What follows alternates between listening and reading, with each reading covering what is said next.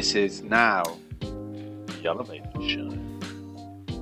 This is the Elevated Show, and this is kind of... I guess it's episode 1, but it's technically episode 5, but I guess this is like the gritty reboot of the Elevated Show now. Version 2.0. Version 2.0. So, yeah, this is the Elevated Show, episode 1. I'm joined tonight by Borna and Sean, who will be the new co-hosts of the Elevated Show. Do you guys just want to say hello and tell us what you're all about? What I'm all about, Brett. We don't have that long. We don't have that long at all. But my name is Sean. I am a what you might say a heavy casual. I don't know. In the game. Heavy cash. Awesome. And we have Borna with us as well. Oh yeah, I'm Borna. I'm just a generic white guy that likes video games. Would you define yourself as a heavy cash too? No, I'd say I'm more of a competitive punter. Oh, competitive punter. Yeah. So basically, we've decided to obviously redo this Elevated Show business. We're moving on to doing like podcasts and bit of this, bit of that, you know. Yeah, bit of this, bit of that. We do some video content. This podcast is going to be for like video game news, tech game news, whatever. Video game news, tech news, movies and film, kind of whatever we want really. Not even necessarily news. Like I might just tell you how good the glass of water I just had was. Was that any good? I think it's just a place for us to... It's warm and it's got bubbles. It's just a place for us to like chat gas about games and all our like passionate things. You know. Exactly. That's it. Absolutely, yeah. Come join. Exactly. Just a bit of fun. Hopefully we'll do this weekly. That's kind of the goal. Yeah. In terms of the video content, we'll be playing some games and like capturing that and then cutting it up and making some funny stuff. We've got a little series that we're working on called Falling Around. That's like a fun, humorous video series, and we'll be putting up one of the episodes in the next few days. And we'll just have to see how it goes, really. We've got some other ideas in the pipeline, but we'll see what happens with them. Yeah, absolutely. Okay. It's going to be fun. Okay, so I think now will probably be a good time to start talk about our discussion points for the week. And I want to talk to you guys about Nintendo Labo. Not that I haven't got a kit. I'm guessing you guys don't have a Nintendo Labo kit. I really want one. It's the too child much. in me is crying for it. It's too much got a heavy cash. price tag though. It's too much cash. How much is it? Like the robot kit's like £80 or something, isn't it? Yeah, the robot kit is £80. I mean, it's super cool, but you're paying for cardboard. That's the problem. Yeah. Can't you just £80 for cardboard? Can't I just get the layout and print it on my own cardboard? You know what I mean? Come on, and you just buy Probably the game. not. No, it's Nintendo. The cardboard has some kind of little IR sensor built into it, so I don't think you can, no. Really? But why I want to talk about Nintendo Labo is because it was announced this week that there's a motorbike Labo kit thing where you can build like handles and stuff, and now that is compatible with Mario Kart 8. Good. That's kind of cool. Like you're using a little motorbike thing, like moving it around as if you're thinking. It's kind of like the Nintendo Wii U steering wheel thing, I guess, but with Labo. But it kind of got me thinking about how Nintendo are going to push this in the future. Like, what other games are they going to pull this in? Are they going to put it in past games? Are you going to make a cardboard sword and play Breath of the Wild and swing it around?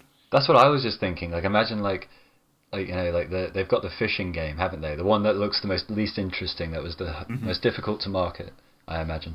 But yeah, and then you just imagine if you just Link. I literally imagine Breath of the Wild going for a fish. Oh, fishing and Breath of the Wild. That would just be like a perfect happy place right there. Isn't it just going to go the way of the Wii though? You know, like at the beginning, you're all into it. You're throwing your body around your whole living room, breaking windows, breaking your TV, and then by the end of it, you're just sat on the couch wiggling your hands. just like sellotaping the IR sensor to your wrist or something. Well, not even that. By the end of it, you're back on Nintendo.com ordering spare cardboard because you ripped it by hitting the lamp. Oh god, yeah. Like, man, how easily is that going to happen? How many kids are just going to sit on it? But I think that's the thing you have to remember, though, right? It's, especially Nintendo, like video games like this are really meant for young kids, and I think that's where a lot of the enjoyment is going to be. Like Exactly. You know, you get so jaded or at least I have gotten more jaded as I've grown older about video games. You know, like every E3, you're like, oh, fucking hell, it's more of the same shit. Oh, and you kind of grumble off into your own corner of why games aren't as good as they were on the PS1 or the Commodore 64.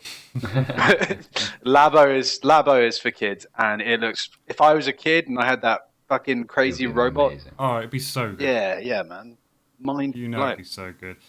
Yeah, at the end of the day, it wasn't. It's not being marketed to us. It's not for us. It's definitely for kids. But we want it. Yeah, but I kind of want it. If they, as Sean said, if they can put fishing into Breath of the Wild, give me it. Yeah. Count me in, day one. I will pay for Nintendo cardboard, please. They're also running a competition at the moment, Nintendo, and it's some kind of Labo creation competition where you can win. They've built 3, but it's a cardboard themed Switch. Holy shit! Like the Joy-Cons have this cardboard kind of effect on them. It's not obviously cardboard. It's like a. That would be kind of weak. It's been done freshly, but it looks so nice. I really want these bloody coffee-coloured Joy-Cons. They're beautiful. I love the Joy-Cons. I hate them, but I love them. Yeah, I don't know about you guys. I take my Switch with me on my commute, and like every now and then I look around in my bag. Yeah, I look around on the train, and there's just like dudes in suits that kind of like look a bit grumpy, and they've all got like coffee-colored attaché cases and stuff. And I felt like if I pulled out that Labo Switch, I would just become one of them. You'd be blending. Yeah, that'd be amazing. Millennial camouflage, go. No, I had a really horrible incident. Like, I was like 7 in the morning on the bus playing South Park Fractured Butthole, and I had just entered the porn. The porn? No, I haven't just entered. I kind of had, but I had just entered the strip club, and the spanking section. That's the thing. I had heard about this scene. I had heard about it, and I just hadn't, and I hadn't actually seen it. But where you're just basically your character is twerking up and just farting up on this guy, but like they're just kind of jerking off essentially. It's really fucking weird. And I was just on the bus with that shit. Really awkward to play that on the bus. So what you can see on your screen is a 10-year-old kid twerking against 2 men in business suits. I watching a cartoon of a kid twerking to men. It's erotic. Turned it off right there. I feel erotic. Yeah, I had to turn it off. Like it was also 7 in the morning. I was not quite prepared for such a thing. I just wanted to wander around and collect loot, and I just entered the wrong place. You know what I mean? I mean, let's think about. Just going back to Nintendo Labo. So I want to think about some of the first-party games that Nintendo have out on the Switch at the moment. So you've got Super Mario Odyssey. You have ARMS. We have got Breath of the Wild. My mind is drawing to blank. What can you see Nintendo surprising us with? In Labo, ARMS could be very cool actually. With but it would just be it would just be padding. Like playing ARMS anyway. Yeah, it would just be padding. It would be like a skin essentially, and that's too expensive. Like with loot boxes anyway. So like just that would be. You're right. Yeah. I don't because I mean ARMS you play with holding the Joy-Cons in your hand and throwing punches Yeah. So I'm just trying to think what else. I mean, how are they going to put it in Mario Odyssey? How are they going to do it? I could see them, like giving him the hat, so you have like a sensor for your hat, and you could possibly leave it in other areas to teleport back to, for some really techie platforming. Maybe, I don't know, all the things I think of are like accessories for all the kind of like Nintendo characters. I think of like, Donkey Kong, bongo drums, Samus's laser cannon, Pokeballs, which are already bloody coming out anyway. 50 quid. No, let's not go there just yet. No, because that hurts. That hurts. Yeah, that's the deep stinger. cut. They finally exist, and no. But anyway, I think we've gotten down the Nintendo fucking trap Yeah. for But it too does long. Oh yeah. You can fall down that hole very, Then, very, very, very easy. then you're leaving HMV with £90 worth of Nintendo licensed accessories. The Nintendo backpack, the Nintendo bell. I shit you not. Everything. I saw a grown man wearing a officially licensed Nintendo Switch backpack, and I just kind of looked at him and I was like, "Yes, we are the same." Good man. Good man. So I You're thought, one of us. as I thought of my official branded, Emporio Armani Nintendo Switch cover sitting in my own backpack. Absolutely. Totally Yeah. the same. Nintendo was, funny enough, one of my first consoles. I had the PS1, and then I had the N64.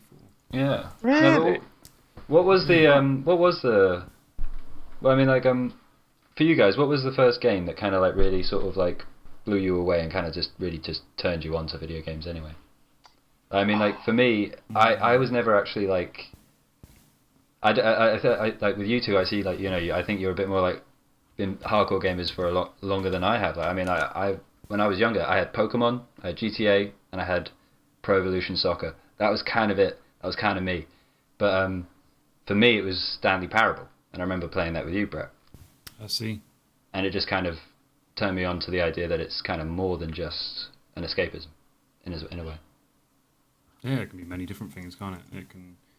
You can have fun with it. You can just enjoy watching a story in a video game. You can shoot people in a video game. You can jump on things. Yeah, it but could be a lot of things. I realised I that mean- was kind of like the surface level, if you know what I mean. Like, for me, yeah. Well, I mean, like, that's a whole other conversation about Stanley Parable. But for me, it just kind of showed a different depth that you could get with video gaming, and yeah, essentially that. I mean, it's hard to really like pinpoint what was the first game that made me appreciate video games, because it kind of depends what perspective I'm going to come from it. I mean, I remember the first video game that I remember seeing when I was a kid. I was really young. Is I'd gone round to my parents' friend's house and they had a PlayStation, and I'm talking about I was like 6 or 7. I remember it so vividly, and they were playing Alien Trilogy on the PS1, and it was kind of like Oh, I remember that. this is back in the days where we had like these licensed film games, which were just basically spoofs of other already existing games. So Alien Trilogy was basically Doom with an alien skin. But I remember seeing this and going, "This is insane! Like, this is mad! Like, there's these aliens on screen. You can shoot them." And from that moment, I was like, "Cool! I want to play this more PlayStation stuff." And I started. Every time I went around there for the next like few months, I'd always like have a look what was going on. So that was kind of my first jumping point for video games. That I thought, these are really, really cool. This is a cool thing. Opened your eyes to it, yeah. Yeah, but I mean, in terms of like really appreciating video games, it was the first time I sat down and finished Metal Gear Solid. I was like, that's so funny, man. damn, that is a story. I remember, because I've been playing games since I was really young. My dad's like a huge geek as well, so I was very lucky that we had like a family computer in like the late 90s that I think it ran like, I think something like I think it was either Star Wars Pod Racer and like some other like 2D sprite games. So I was always playing games for ages. But then I remember in the flat we lived in London, we had like a downstairs neighbour, and the kids in this downstairs apartment were like really naughty and rebellious, and I was a little bit naive and well behaved, and I just remember seeing them play Metal Gear Solid 2: Sons of Liberty, and I was thinking like, what is this game? It is so freaking cool. And I think that was one of the first games. Freaking cool is an understatement. Yeah. I mean, like as a child, like it was my first experience with Metal Gear Solid. I was too young, didn't really understand it. I just loved the aesthetic, the images, the cinematography, all kind of things I realized later as I then played the whole series. But that was probably like my first game where I was like, wow, this is a piece of art, man. And like, Absolutely. It was just before that, Metal Gear Solid 2 is a wonderful, wonderful game. Yeah, absolutely. And I mean, like, I kind of like, after that sort of like, wake up call, and with what video games can be, like, I'm actually at a stage where I'm playing a lot of Souls at the moment. Just a lot of Souls. I played through 3 with Brett, and then I started jumping on Bloodborne, and now I'm jumping on the remaster. But long story short, whenever I jump onto another game, I'm kind of annoyed that it doesn't have that sort of same depth. But like at the same time, I just need that next thing, I guess. But like, I don't know. It's one of those things that you just certain games just go that next level, to really just achieve that storytelling and that world building that you get with like, because I haven't played all the Metal Gear Solid games, but I have played 5, and it was just quite an experience.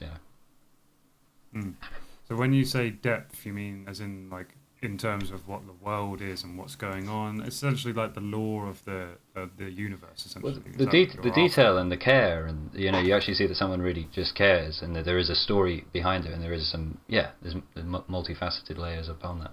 Yeah, exactly. Well, that's why you're soon to purchase yourself Hollow Knight. No, absolutely. As soon as it's payday tomorrow, Hollow Knight.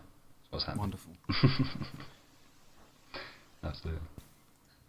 I mean, where does your first appreciation of Stanley Parable, Sean? Yeah, but I mean, Stanley Parable, just literally walking down that corridor and the narrator just saying, "You can turn left." Oh no, he says no. Sorry, he says, "You go down the left corridor," and I just immediately was like, "Oh God, I have a choice." And I know that was. It was a defining moment in life. I have a choice. Yeah, but like video games are like, to me, that they would always push you down this set path, and you could approach it in different ways. Like with GTA, or I had dabbled with a bit of Fallout before them, and it was very time. They did have lots of great stories in there, but it didn't click really until I sort of played Stanley Parable, and and since then, with Souls, they put story into the way that they put the world together. It's just like the amount of detail is just beyond me, and I just can't imagine like where video game might be going like with that. As long as they concentrate with that care, and if they put that care into other things, that can go alongside video gaming, it would just really, I don't know, it would really expand the whole medium. CD Projekt Red, baby. CD Projekt Red. They are people. They're the development crew who are putting that blood, sweat, and tears into video games design. Like The Witcher 3. Oh my God, yeah. I only played like 15 hours of it, but that was a massive, huge. Like there was so much depth in that universe and that world, and I've heard people talk about it, and it's just absolutely mind blowing. And now I'm starting to get hints and hear more about upcoming Cyberpunk, and that looks amazing. It just sounds bonkers. I love that you have a coolness statistic. You hear about that? What, in Cyberpunk? Yeah, I believe I heard. If I'm right, there's like a cool factor. So I think it's to do with your aesthetic, the clothes you choose and the clothes you wear. Oh, wow. The AI will react differently to you based on how cool you are in a quantifiable way. Now, what's confusing about that though is, okay, I'm playing this RPG, right? I'm making this character, right? If I'm gonna dress my character up, the only thing I want to see my character, and Cyberpunk is a first-person game. Is it entirely first person? It's a first-person shooter. Sorry, to contextualize, I never even touched The Witcher. I watched my dad play it, and I saw the combat, and I was like, nah, I'm not doing this. Game, though. I don't know. I didn't get why there was all the hype. To be honest, like if you watch, it's the storytelling. I guess it must be, because I saw the AI and like the universe and the combat, and I was like, man, this looks fucking boring. I'm sorry. Yeah, I had to jump out for 15 hours. Because I'd heard how long that game is going to take. Like, oh yeah. I know some people who it's taken them 200 hours to complete, and I haven't got that time. And B, after 15 hours, I was like, this world is so big, like I'm not going to be able to carry on. But from those 15 hours I did play, like the storytelling and the voice acting and in that title, it's pretty damn good. Like you can't fault that. When you compare it to something like Bethesda, and they're like, oh, go here to this place in this town and do this. And it's just dude. Like, there's personality in The Witcher, more so than Bethesda games. All the AAA games companies are kind of falling over the same sort of hurdles, and I guess it's because the consumer actually, enjoys that, and most people are, casual gamers that just want to play like an hour of a game after work, pick it up, drop it down, and that's all really easy to digest, and I get that, and I guess I've played a lot of games like that, and I've gotten to the point where I'm so bored of it now that I'm looking for like what's next or what's different, and that's why really interestingly, I've been watching a lot of Let's Plays of Kingdom Come Deliverance recently. Have you seen that? Yeah. And it's the first thing that came to mind when you were talking about The Witcher, and I was thinking, oh man, it's like The Witcher, but like everything. It's hitting all these boxes in my head. I mean, you're a fucking useless blacksmith's son. You're not even a blacksmith. You can't read. You have to learn how to read. And if you want to fight, you've got to practice it. And you've got to meet people in the world who will train you to be a swordsman. And it's got this history of medieval Bohemia in like the Roman era. So probably not medieval. But it's just like this full game. It actually feels like a game as opposed to like this kind of like handheld, experience, which I guess a lot of people want because of the time restrictions and stuff. And it actually feels like a game. And I mean, this is coming from someone who's actually played it. It's just sat and watched other people play it. Ironically, because I don't have much time to play games anymore. Yeah, I know. It's easily done to just watch other people instead of playing it yourself. But I mean, this is it's not the problem. No, but it's a personal problem. Is the fact the games are getting bigger and bigger and bigger. Jumping back to The Witcher and Cyberpunk, they're saying that Cyberpunk is bigger than Witcher. Oh, and fuck that. The Witcher is a big game, and for me, I couldn't complete that's The Witcher. kind of it scares me. It's just like I don't have time to do all that, but I really wish I did. I think this is it now. Like I'm at a point in my life where I like book a day off for holiday to like play like a new title if I'm really stoked, or if I really like if I just want some time to play a game. I'm like, okay, well, most of my weekends are game over because I'm like seeing my family or some shit like that. And so every now and then I'll take a day off and I'll just fucking play games. Yeah. And that, I guess it's the reality of growing up, and it's a shame as you get more expendable income and more time and more knowledge, all things that should empower you to play games and enjoy games. You end up spending less time, and Absolutely. And that's just life, isn't it? Well, it's so crazy because that's like such a cyclical loop that feeds back into the conversation about Labo, and you clearly see that like games are always going to loop back into your childhood, and they're going to feed into kids growing up because it inspires people to work hard, to be creative, and they definitely encourage me to go and do the kind of sorts of things that I'm doing now, or they have definitely inspired me as to the things I'm interested in now.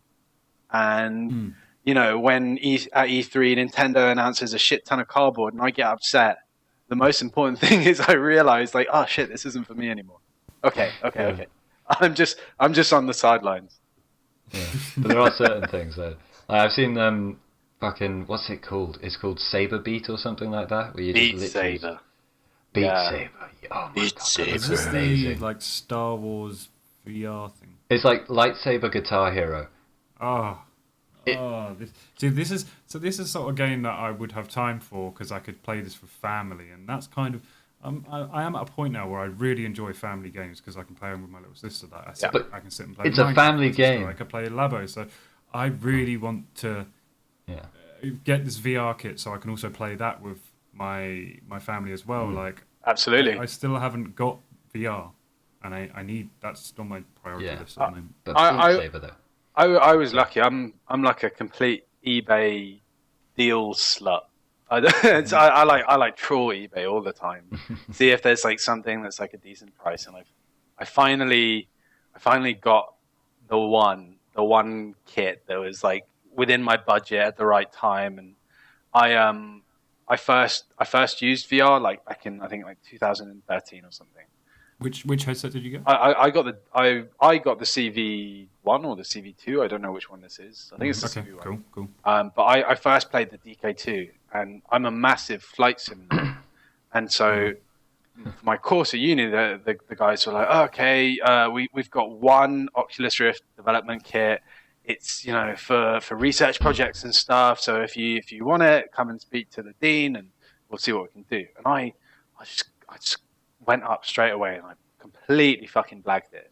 And as soon as I put it on, and as soon as I set it up, I was like, I'm not going to do anything with this. I'm not going to do any research. Fuck this. And I just loaded up the VR version of Half-Life, like a flight sim in VR. And I spent 2 weeks just, if my mum is listening, she'll kill me. But I just spent 2 weeks fucking in my pants playing games, having the best time of my life, getting used to the motion sickness. And ever since then, I was like, I've got to fucking get it.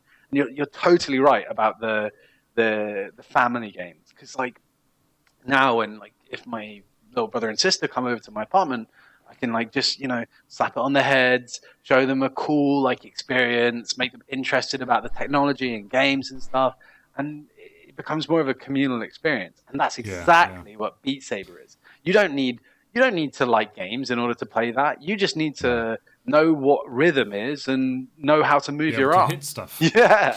And get to feel badass as badass as fuck. Have you bought Beat Saber yet, though? No. That's the irony of buying a VR headset is you don't have enough money to buy any of the bloody games. And that was one of the things I didn't realize when I got it. I was like, oh, the games will be pretty cheap. It's the Steam library and stuff like that. Yeah. Both fucking Oculus and the Steam library games are so expensive. And I thought, okay, it's fine. I've got Super Hot. I'll play that in VR. Super Hot VR is a separate fucking thing. Oh, outrageous! Its own purchase. Well, you have to buy the game again. Are you kidding? Yeah, and that's it. That's the same reason I didn't buy GTA again after I bought it on the 360, GTA 5. I didn't want to buy the same game twice. So getting all that money.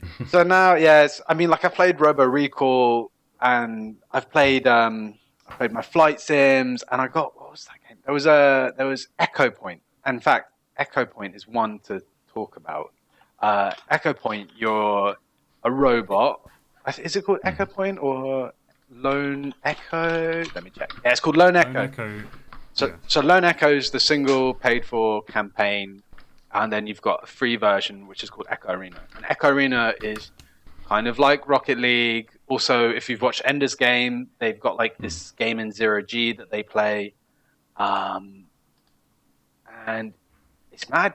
All the VR experiences that I've done so far, I've loved, and they've kind of rekindled a part of gaming for me that I completely forgot about.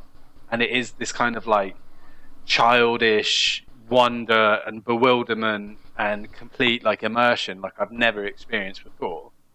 And I'm loving it. And I think that a lot of people say it's kind of a flash in the pan, and it's not here to stay, and it's not sustainable. But having got it now, I can really see the extra dimension, excuse the pun, it adds to gaming.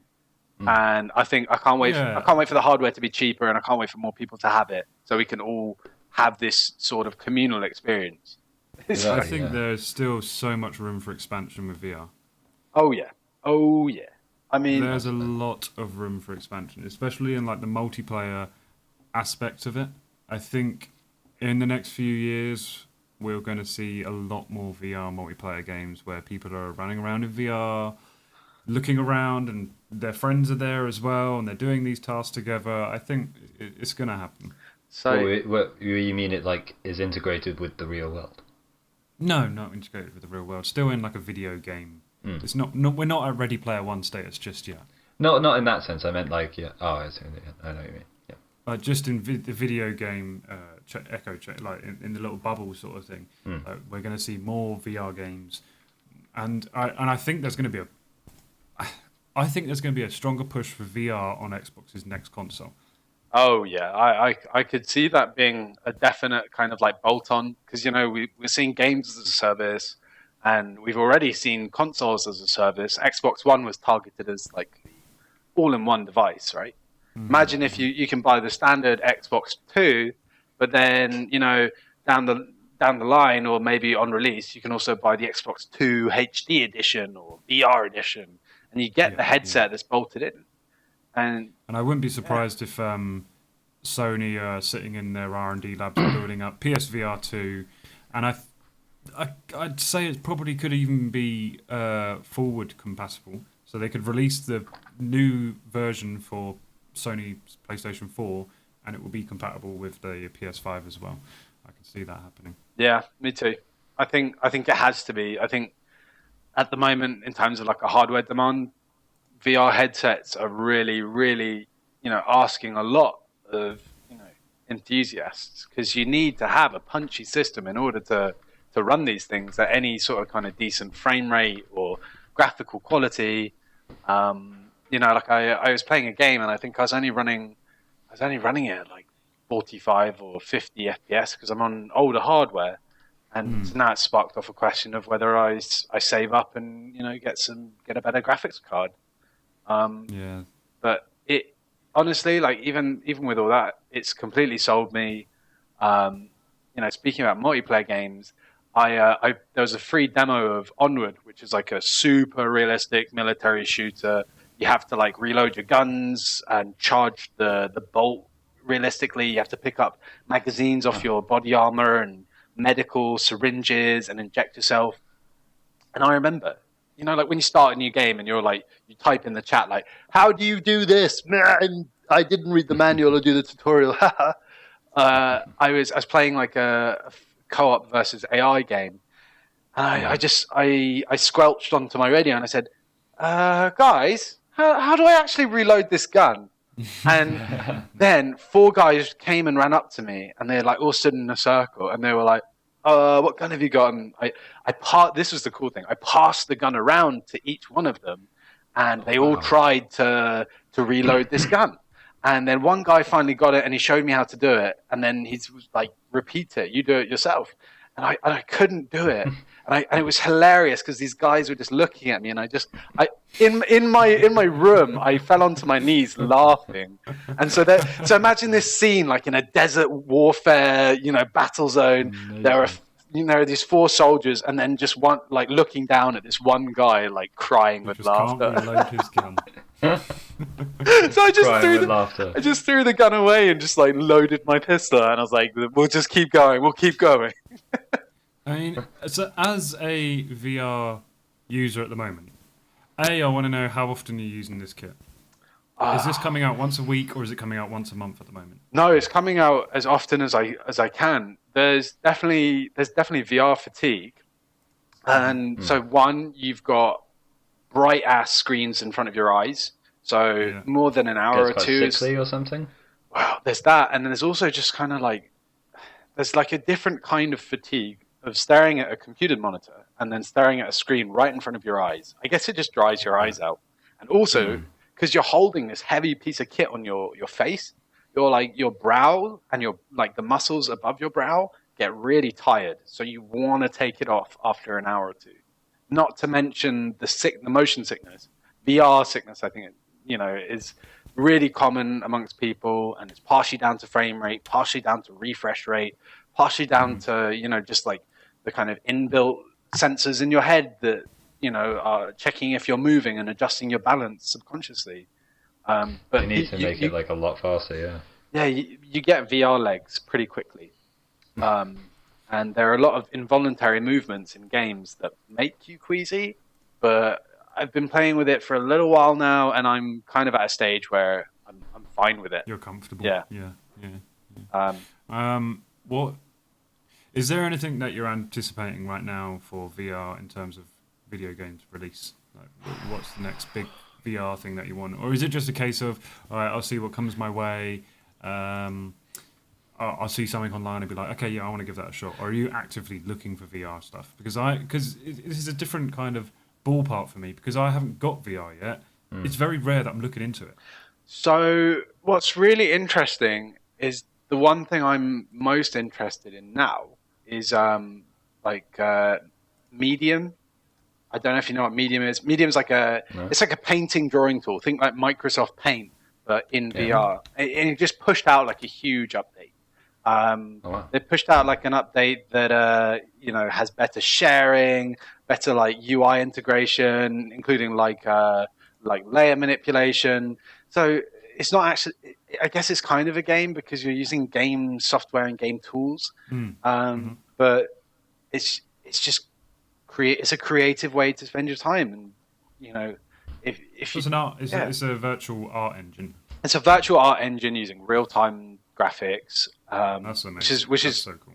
and I picked it up and launched it I think last week, and it was very intuitive and it was very fun, and those are the kind of things that I really enjoy sharing with my little brother and sister, because it's not just mindless violence or driving or something stupid like that. It's actually engaging your brain, making something creative, and it lets you think in 3 dimensions, which is not something that human beings do very often when you're drawing or making art. You're often limited by like this 2-dimensional piece of paper or screen, and So can you make That's things awesome. around you, like in VR, like like build like art around you in a sense? Like, yeah. That's the draw a first thing I 3D did. Is thing. I just spun around and drew like a That's really twirly cool. thing, because I didn't know how to use the tools properly, and I still don't. But there's a guy called Goro Fujita who basically got hired by Facebook to make art using this tool, and I'll link it to you guys, and we can share it on the show because it's just so freaking awesome. He's awesome, but like he just makes these incredible pieces of art, and you can see that they've got like this completely different workflow or mindset behind them, because he's approaching it from like a really different perspective. Because as an artist, you're usually limited by how do you organize your subjects, and how am I framing everything. But when you're in VR, every single angle is a possible frame, and it makes you change the way you do stuff. And I just really love his work and how he makes these environments that have so much depth to them, and they've just got this really nice quality, because he's considered them from so many angles, which I think really does like elevate. Oh, look what he's got done. Credits. And that's that. Set the name. Set the name. No, I'm having a look at some of his stuff now. It looks amazing. Like it's really interesting to see like a 3D piece of artwork like this. And as you say, like this, it's shown from many different angles, like repeated, and Man. Because it is like many different pieces of work from many different angles. It's not something I've considered before, but it is fantastic. Yeah, that's definitely awesome stuff. So yeah, Awesome stuff. that's the one thing I'm most looking forward to, and just need more time. Need to book It's that just day going to off. become more and more accessible, isn't it? So On the subject of looking forward to things, I've come up with a little game for this week, Oh yeah. Alright. and it's called Stop What You're Doing. Cool. all right, All right, stop what you're doing. I'm stopped. Hands out in my front pocket. of me, in front of me here, I've got a big list of releases coming up for the rest of the year, kind of on the AAA scale. And basically, I was just wondering what games you guys are going to stop what you're doing for. And it's kind of like it's simple rules. If you don't care about it, we'll skip over it. But if you're interested in it, let's have a little chat about it and let's see why you're interested in it, basically. Oh, okay, go on. Sound cool? Absolutely, yeah. Yeah, all right. Okay, so it could be that we end up actually only talking about one of these. We might talk about 2 of them. You might talk about 3 of them. It's kind of interesting to see what your thoughts are. But, I mean, some of them may not even need discussion. Like, for example, the first on my list is the Crash Bandicoot remaster comes out on Xbox One, PC, and Switch tomorrow. Funkier motherfunker. Give me a reason to buy that. Is yeah. anyone getting this? Yes. I am buying that on Switch. I didn't buy it on PlayStation, but I will buy that on Switch 100%. Oh man, It's a fantastic 100%. little trilogy. it tickles the nostalgia baubles, I think. Yeah. So this is why I don't think we really need to talk about the Crash Bandicoot trilogy, because everyone knows why we're interested in it. Like, it's fantastic. It's Crash I saw Bandicoot. some PC gameplay today of it running at 60 frames per second at 4K, and it was just like, it was literally like a brand new game. I was so impressed with it. Wasn't there a new? wasn't there a new Crash game that was quite bollocks though? I can't remember what it The was. last like 3 or 4 were absolutely terrible. Yeah. I think. Because there was Donkey's review, and he said like they'd changed the physics engine or something, so they made like really difficult platforming levels where you have to like pixel walk and stuff like this, and it's like no, fuck that. I ain't got time for that kind of shit. But Fuck that shit. But we're picking up the Crash Bandicoot on the Switch, are we? Oh yeah. Are you going to get it on your PC or your Switch more? Oh, PC, Switch for sure, man. I mean, that's the kind of game I'd like to just play for like 20 minutes while I'm going to work. Maybe play it on the couch. But no, I wouldn't want to. I don't think I'd want to be sitting down playing it. Yeah, Even when I know what you mean. even when I was a child, like you're like sat cross-legged in front of your old TFT monitor, like 5 o'clock in the morning, so your parents don't know that you're playing games. So Yeah. At one volume. yeah, one volume. one volume. Oh, it's too loud. I can't turn it down. Shit. Well, Also coming out on the 29th is The Crew 2. Anyone interested in this? nah. I mean, I've never been too interested in racing games. To be honest. they're just it just looks so crusty. It looks so crusty. Honestly, so The Crew 2, from my experience, because Beta. I did play the alpha, and if you like The Crew 1, if you really, really, really like The Crew 1, then get The Crew 2. If you thought The Crew 1 was alright, then don't bother getting The Crew 2. Man, it's fucking pay to win. It's all pay to win. It's like, oh yeah, you want to get the car, then you just play the same mission 12 times and grind for 80 hours. And It really saddens me that their marketing at the moment is, this is really cool, watch this. And you can drive around, and on the fly you can swap to a plane or a speedboat, which is really fucking cool, but it doesn't make the game fun. bad voice acting, uninteresting level design. Yeah, you've got cool cars, and that's it. It's a game for like car geeks or like sport if you like racing games, then I guess go for it. But then I guess you have every other racing game as well, probably. Exactly. yeah, exactly. July 13th, we have 2 games. Go on. Right, and I'm interested in both of them. I don't know how much we want to deep dive into any of them, but we've got Captain Toad's Treasure Tracker coming out on the Switch, which is What is a it? remaster of the Wii U game. Now, the demo is out now, so if you haven't got it, I suggest you go download it. It's kind of like a little puzzle game. I think it's really fun. Mm. Treasure Is any- Tracker. Captain Toad's Treasure Tracker.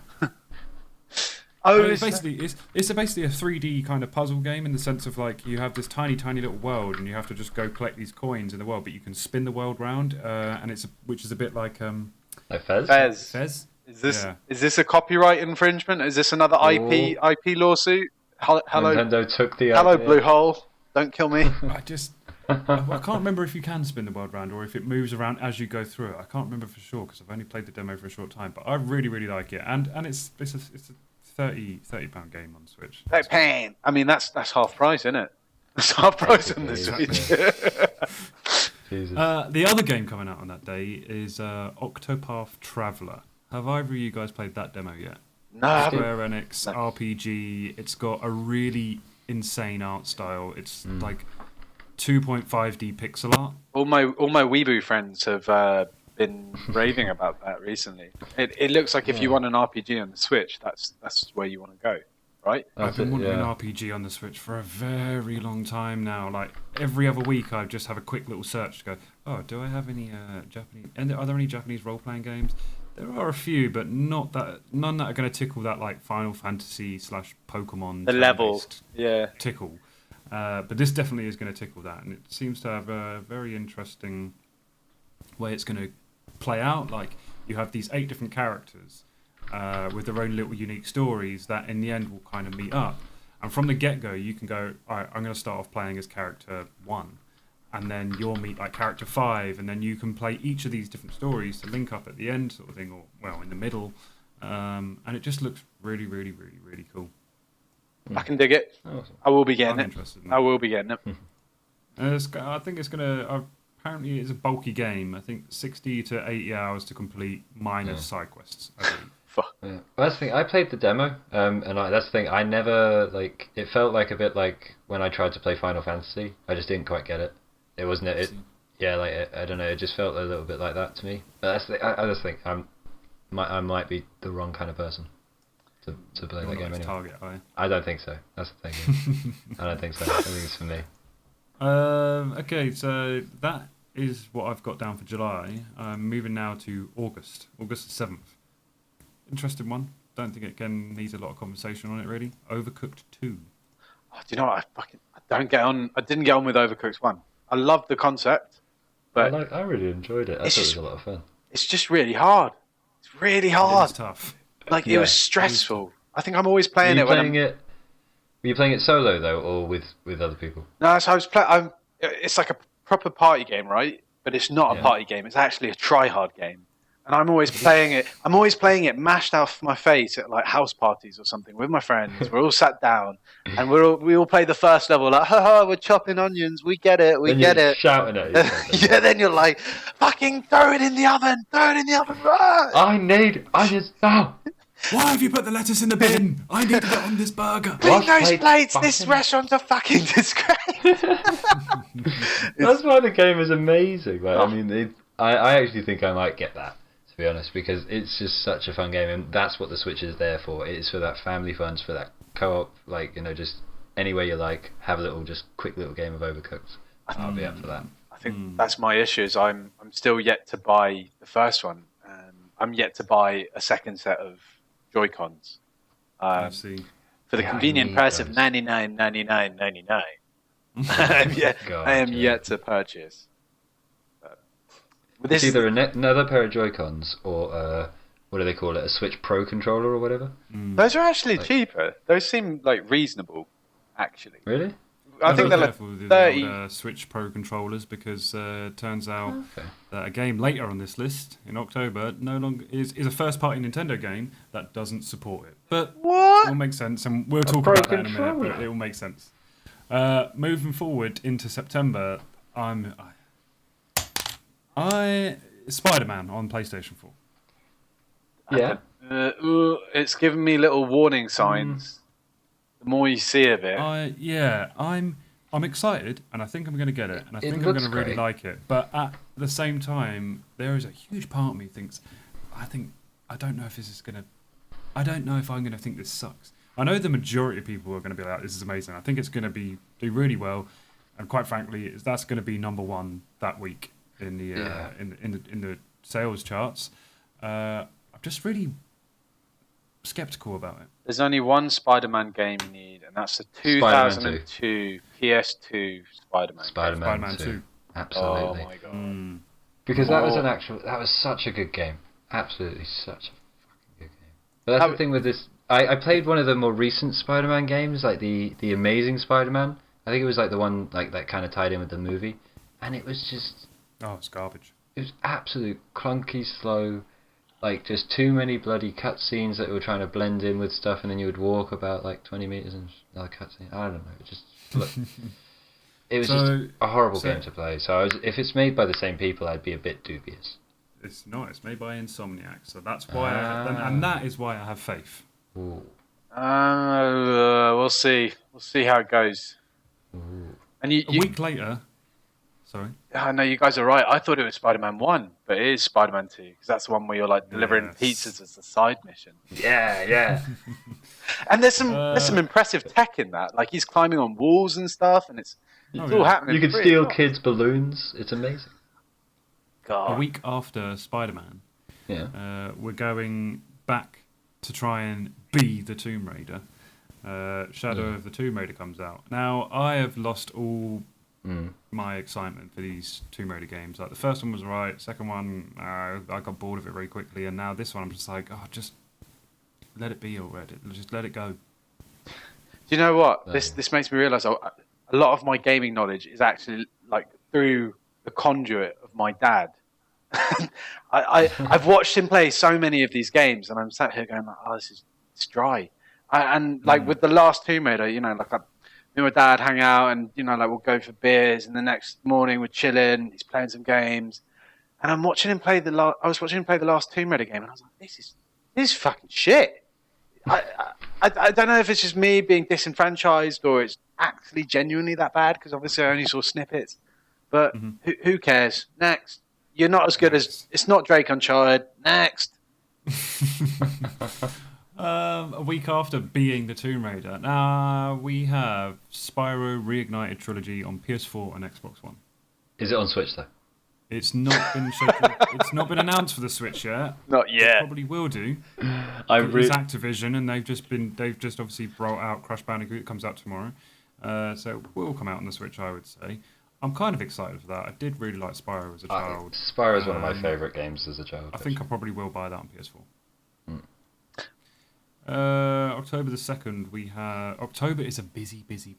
Because we're getting towards Christmas now, isn't it? Exactly. If you're the sort of gamer who wants to buy all the AAA releases, like, say goodbye to your wallet in October, basically. Kickstarting October on the 2nd, we have Forza Horizon 4 on Xbox One and PC. Now, I'm probably not going to buy this, but it is pretty cool, because Forza Horizon 4 is set in the UK. You can go around the UK. That would be kind of cool. I wonder how accurate it will be. Like, can you drive around the M25 and know which... That's what I want. Turn off the jump jam. If I can smash it down the M25 at 130 miles per hour, I will buy it day one. It's also got really interesting multiplayer system that I suggest you check out. Like, they have like this, basically the whole map.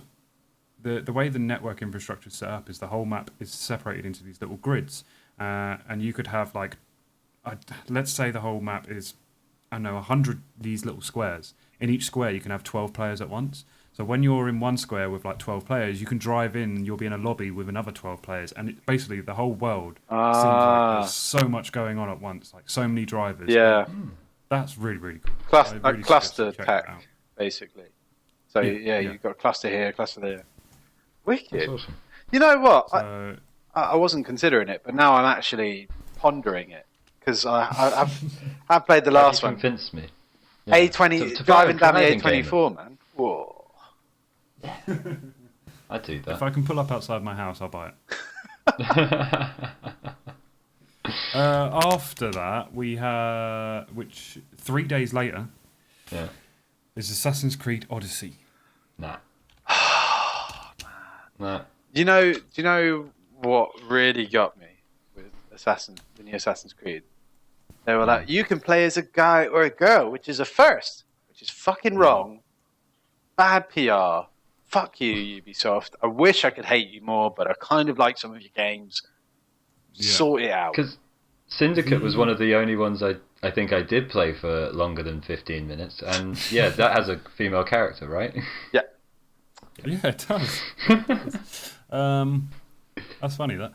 Yeah, I'm not really hyped on Odyssey because whilst what they did to Origins was really good. If you want a nice RPG, then go play Assassin's Creed Origins, because they did change up the formula of the game, and it is very cool.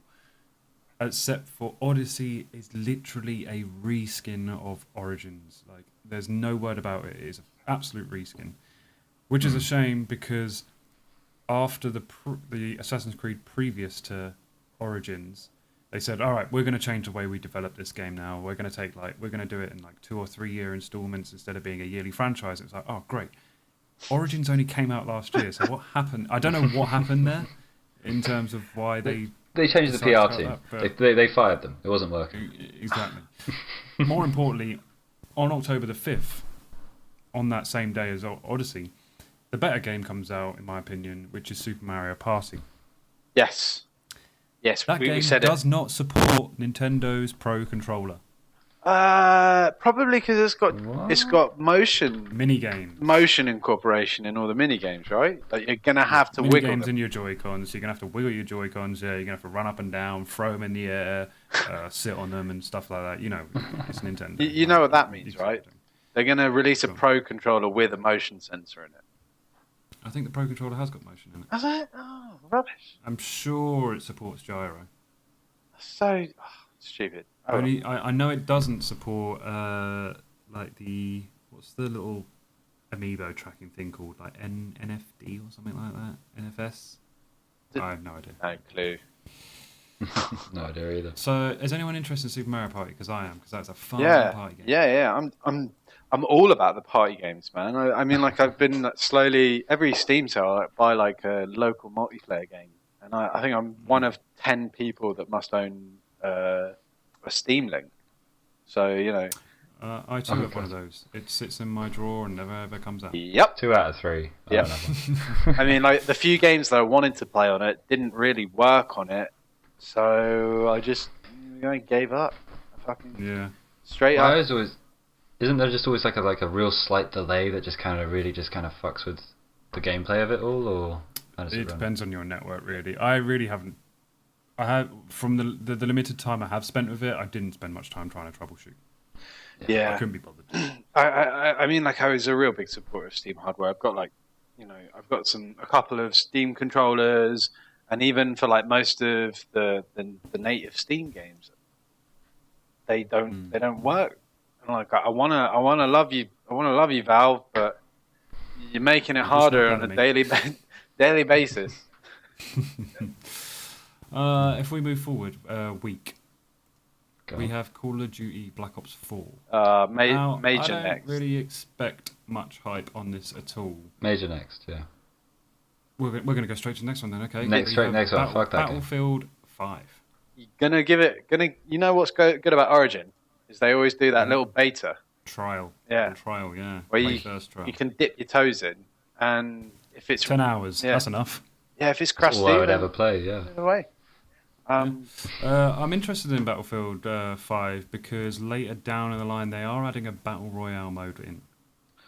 God, what game isn't gonna Call of Duty? We forgot to mention Call of Duty is also going to have its own battle royale game. I was I'm going to not say surprised. that, but we got a big we got a double next on that, so I was like, all right, we'll skip over. I think battle royale may be done. It may have out-memed itself. I don't know. We've got Cuisine Royale on the cards. Don't forget. Oh yeah. Apparently, you can wear a colander as a helmet. Well, but Is that enough, Battle though? Royale Is is that dead enough, though? because there are some cool ideas and twists on Battle Royales coming soon in various different games. I can't remember what it is, but there's a sci-fi game which is more like a 30 Battle Royale, but it looks very cool. Yeah.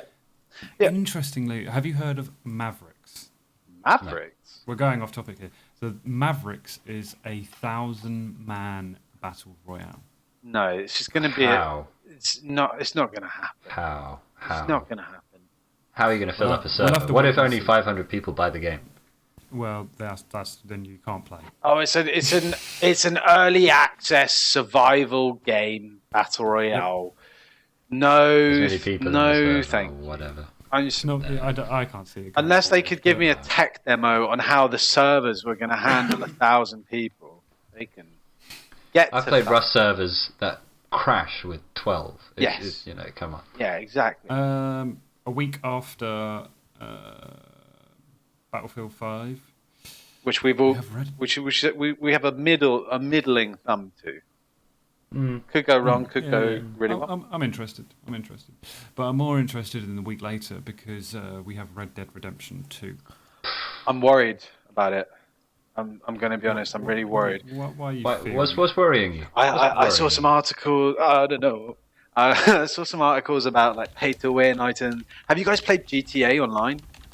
Yeah, I can't stand it. It like I downloaded on Potato Net GTA to play online with my mates a bit, and I just got killed by dudes in armored bulletproof Jeep with machine guns and rocket launchers, and I was like, "Fuck this!" Not to mention, it takes like half an hour to get into. Oh God, yeah. I literally cannot stand it. Yeah, I have played that story want to. through a couple of times, but yeah, that online system is just trash. Absolutely. You'd think by now they would have improved on Red Dead Redemption 2. I've got faith in it. I got faith. I got faith. I just want to be able to like RP with with like you guys and do the whole kind of like cowboy thing online. But Yeah. if it's like that and you've got the armor bulletproof horse with automatic lock-on lasso, fuck that. I'm done.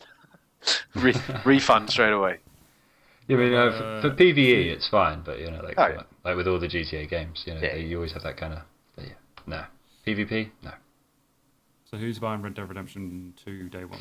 I'm not day oneing that, no. But I will. The shit out of it.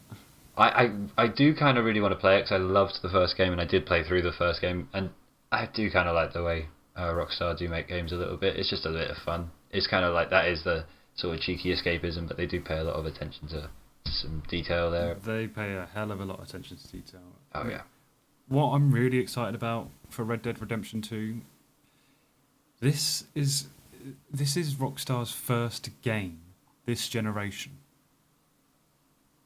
Yeah, it's been a while, hasn't it?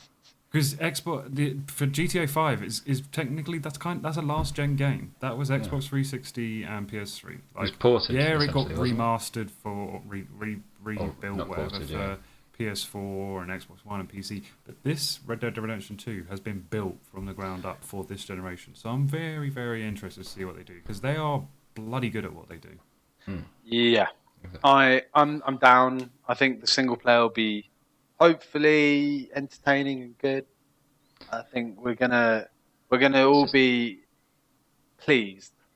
However, I guess I'm just scared of bugs. I'm scared of early releases. I'm scared of pay-to-win multiplayer content and battle royale modes seeping into every facet of gaming existence at the moment. So I just hope it's special. If there's a battle royale feature in it, all I request is that. Because battle royale at the moment, you jump out a bloody plane or something, don't you? Yeah. In Red Dead Redemption, Train. I just want to roll up on that train. Right. Roll in the dust. Chew. Fucking chew. Just roll off, run around, jump on a So we're horse. still not finished because that takes us to October 26th. Alright. 2 weeks after that, November the 13th, we got Hitman 2. Did anyone play the first one? Yeah, I did. Was that the episode one? Yeah, episodic one. Yeah, that was great. Wicked business model.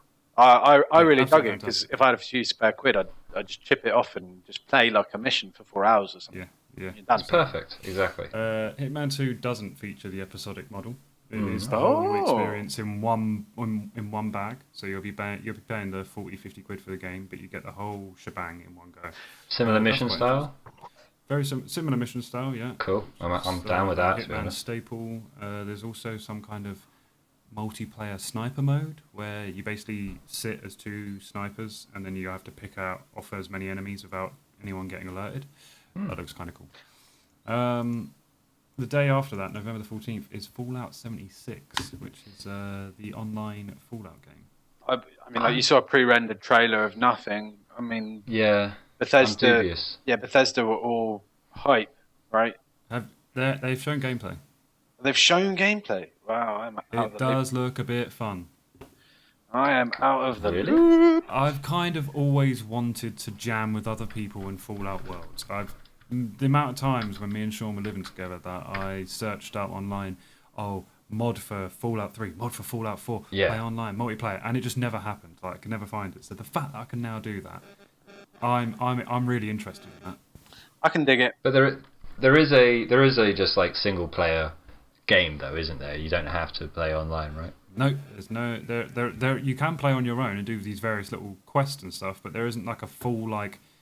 I see. There's no big like overarching story like the mainline games. This is a multiplayer game. First off, you're doing these quests together, like in this kind of like shared universe, sort of like Destiny. Like I'm going to go over to this little area and I'm going to shoot this big boss and I'm going to get this kind of loot. So they really have just made a Fallout MMO essentially. Sort of, but it's not a traditional MMO. That's for sure. No, they've made a very well. I bet it looks quite high quality, absolutely. But I think there is a limit to how many people we can put in the map. One massive thing that I'm excited about is you can go around the map and as a collective and you can find launch codes for a nuke. When you have all of those launch codes, you can then because obviously there's base building in this in this game. Like in Fallout 4, they introduced base building, so that's in this game. So people can build up their bases in this game, and you can get the launch codes together, put in the launch codes, and then choose an area on the map to just absolutely nuke. That could be in your favour. You could take out the wildlife there, and I think it's quite dynamic as well in terms of it changes. Who's there, like the wildlife and what's going on. And if you do nuke that area, then to go back to that area and go loot it, you'll have to be wearing one of the power armors because it would just be like radiation heaven. That's actually kind of cool mechanic. It's pretty damn actually. cool. I think it'd be a fun game. Depending on like the world design, I think that could be a bit of fun actually. Yeah, the way you describe it, yeah. Yeah, with friends. Like, it's not a sort of game that I'm going to go buy on my own and sit and play on my own. I think that is a multiplayer game for sure. Absolutely. 2 days after Fallout 76, Pokemon Let's Go Pikachu and Let's Go Eevee. I'm a massive Pokemon fan. Yeah. Absolute diehard. I don't think I'm going to get it. No. I don't think it's marketed to us again. It's like the Nintendo Labo. I think this is kind of pushed at like new players and children, not us. I think I'm going to get it though. yeah. I'm probably going to get it just because this. So it's a fucking remake of Red and Blue. Yeah, is it a remake of? No, wait. Isn't the single player game the single player game going to come out later? I thought that was like a bolt-on. There is a mainline game coming out next year. This is a game in itself, and this is basically a remake of Pokemon Yellow. Oh fuck! I'm gonna get it. In that case, I'm getting it. I didn't realise that. Go kind of some Pokemon That's Go all mechanics and stuff like that. That's all I heard, and I turned the fucking trailer. I was like, Pokemon Go mechanics, and now built in with these graphics, and that's kind of like all I kind of saw of that. But are you telling me you get to play through the world, beat all the gyms? You get to play the world, kill the trainers, kill the gyms, and all that stuff. You can take my money. Take my money. Whatever Pokemon you capture, if you put that first in your party, they'll be following you. Or there are certain Pokemon that you can ride. I.e., if you capture an Onix, you are riding an Onix on your screen. You are seeing my money, Game Freak. Do you remember that? Do you remember that episode? Did you guys watch the original Pokemon anime, like when you were kids? Yeah. There was the Brock gym battle, and then you see Onix for the first time, and you're like, "Oh, you fucking gonna kill Pikachu? No!" So yeah, I could dig that. Fucking massive, yeah. Absolutely, that would be amazing. So I think I'm going to get that one. I'm going to support. Well, I'm not going to support. This is a bullshit practice. So that there's a Pokeball peripheral. Okay? Yeah. That you can hold on your hand. Pay to win. You basically attach it to your... Dreams are coming true. It goes to your ring finger, and then you like basically pretend to chuck the ball when you're playing the Pokemon Go mechanic of capturing Pokemon. Dream come true. Aiming the direction. That's all it is. Dream come true. If you buy that Pokeball, that is the only way to obtain Mew. That is pay to win. The Pokeball. That is fucking pay to win. 50 fucking quid to get Mew. Wait, okay, so first off, 50 quid. What the fuck? Yep. Second off, exactly as Borna said, pay to win Mew. They used to just give these things out. You just go into game and say, hey, I want a Celebi. And they're like, there you go. Yeah. Celebi. There you go.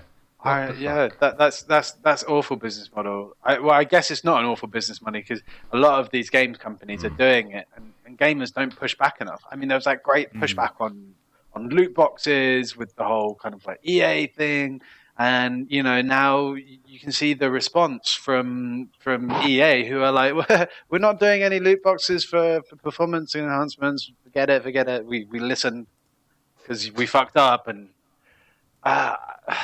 I guess gamers don't push back enough. They should. This is a terrible business model, but obviously it's working. Yeah. Well, it's a terrible business model, and I don't know if it's going to work, but it's the only way. I think there's a large, probably proportion of collectors that are probably only going to buy this Pokeball because it comes with a Mew. I'm tempted if it didn't already, come with a Mew, but people would just be like, yeah, see you later. Like, if the diehard want to catch them all, they have to fucking pay an extra 50 quid. So that's £100 this game. They are very aware of their mature audience because we've grown up with this stuff. They're very aware of it, and I imagine, why not? Why not market a £50 fucking Pokeball that we've all been asking for like 20 years? Yeah. So that's Let's Go Pikachu and Let's Go Eevee. I'll get one of those. I'm kind of you convinced me again. A couple of weeks later, we got Just Cause 4 on December the 4th. Oh. It is a spendy month. It is a very spendy month. I will wait for someone else to buy it and play their version. Yeah, Steam Share. Thank God that hasn't been ripped away from us. Oh yes. I'm out for Just Cause 4. I still need to play the last one, right? I haven't played the last one, so Just Cause 3.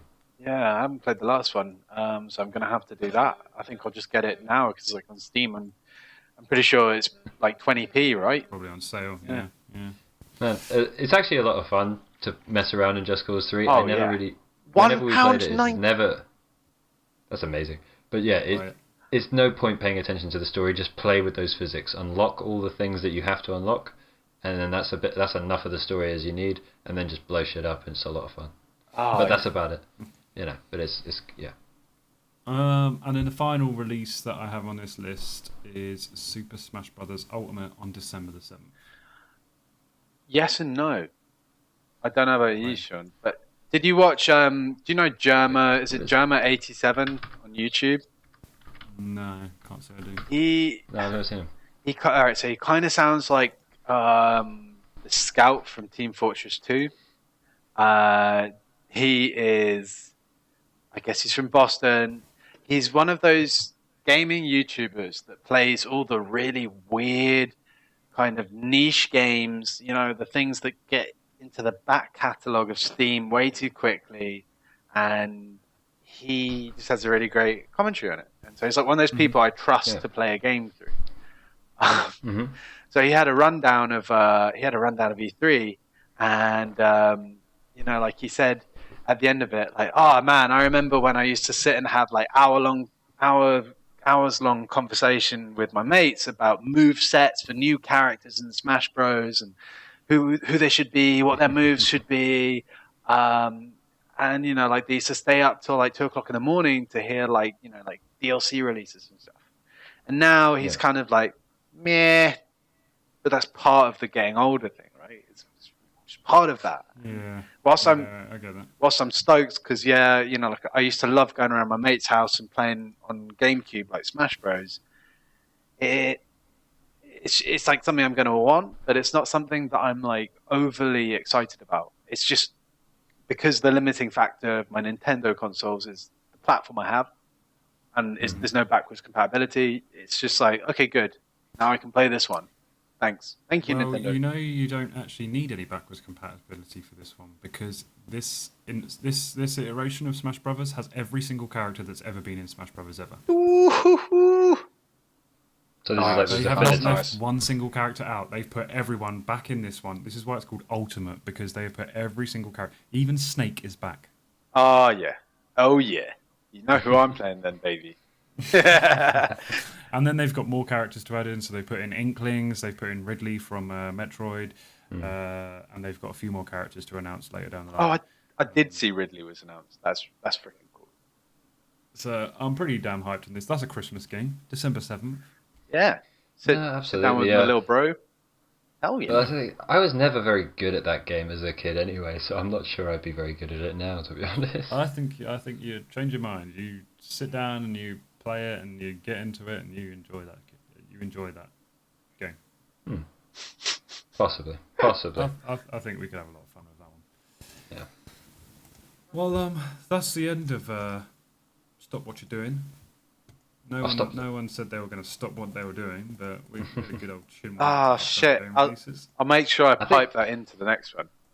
Well, now you've said that there is a Pokemon game coming out with current graphics on a Switch, like really good graphics, that is essentially first generation. I'm stopping what I'm doing for that. Oh, okay. Oh, we need a soundboard. We need a soundboard. When I first watched that trailer, I honestly got the impression it was just going to be a sort of like online Pokemon Go-esque kind of like, catch Pokemon around in the world while walking around with your Switch kind of thing. That's kind of what I felt with it. I didn't understand really what it was. But now you're telling me this. It's amazing. It's exciting times. As we've just spoke about, we've got a lot of games coming out across a lot of different platforms.